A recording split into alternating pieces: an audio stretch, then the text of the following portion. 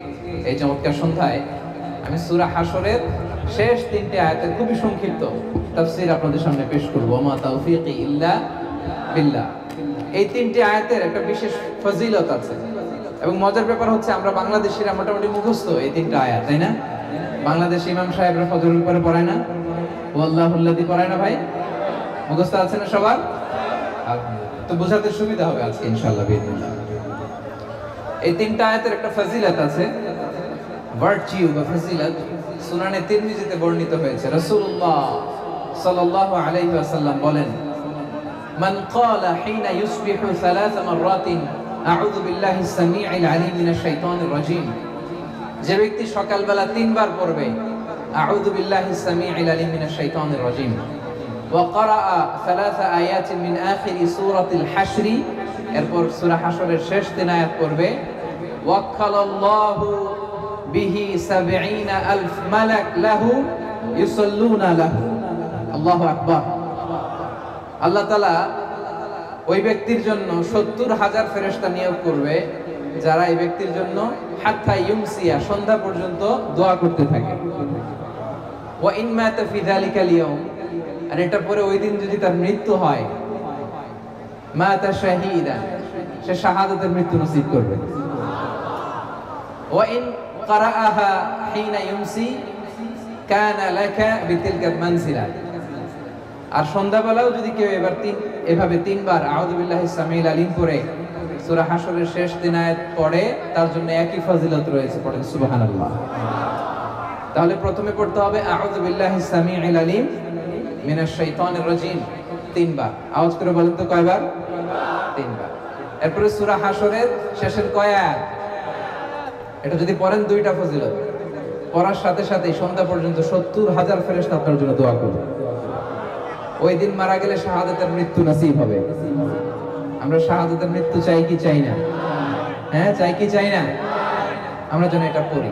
তাহলে এটা সকাল সন্ধ্যার জিকির, মিন আযকারিস সাবাহি ওয়াল মাসা।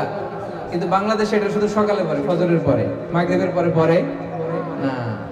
এটা ঠিক করে নেবেন, এটা সকালেও পড়বেন, সন্ধ্যাবেলাও পড়বেন।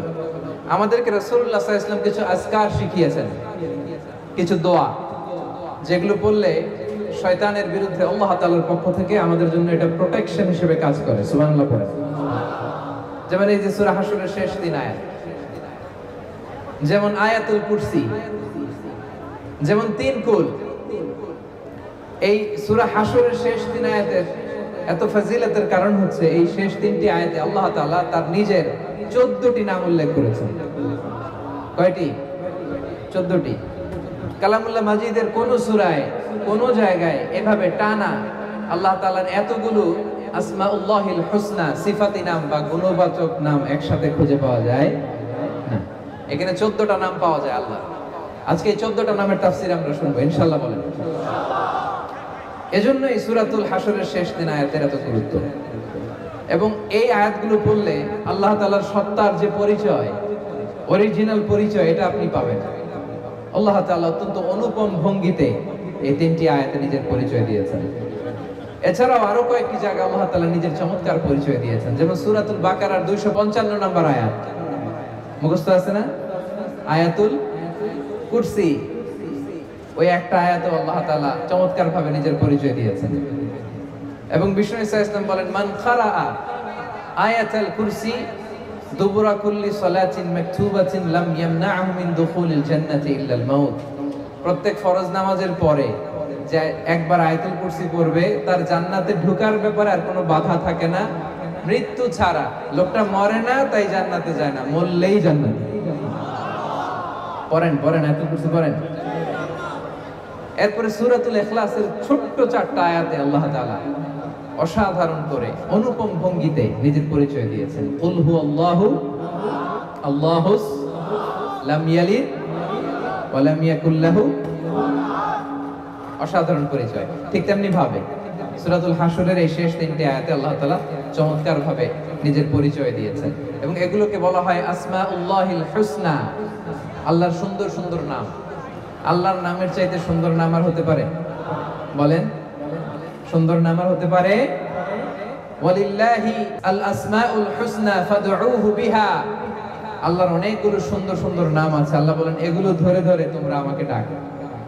আল্লাহর মোট নামের সংখ্যা, এই সিফাতি নামের সংখ্যা হচ্ছে 99টা। ইন্না লিল্লাহি, সেই বুখারীর বর্ণনা, ইন্না লিল্লাহি 99 ইসমা মিআতান ইল্লা ওয়াহিদা। বিষ্ণু বলেন আল্লাহর 99টা নাম আছে, এক কম 100, এক কম 100। মান আহসাহা দাখালাল জান্নাহ। যে ব্যক্তি এই 99 নাম মুখস্থ করে হৃদয়ে ধারণ করবে, আল্লাহ তাআলা তাকে জান্নাত দিয়ে দিবেন।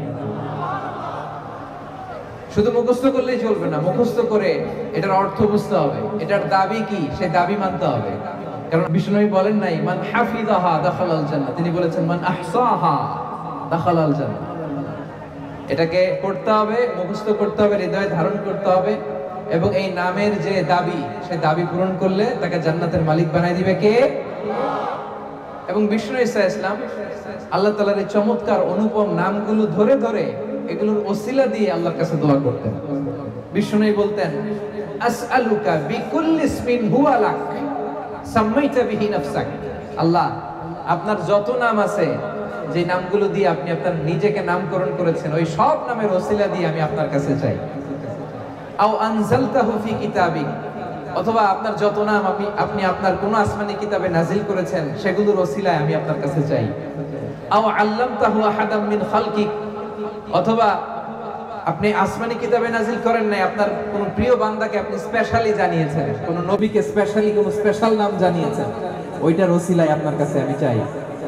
আও ইস্তাসারতা বিহি ফি ইলমিল গায়বি ইনদাক, অথবা আপনার যেই নাম কোরআনেও নাই, হাদিসেও নাই, কোন নবী ওলিরেও জানেন নাই, এই নাম শুধু আপনি জানেন, দুনিয়ার কেউ জানে না, ওই নামগুলোর ওসিলা তো আপনার কাছে চাই। সুবহানাল্লাহ পড়বেন না? তার মানে বিষ্ণু ঈসা ইসলাম আল্লাহর নামগুলো ধরে ধরে দোয়া করতেন।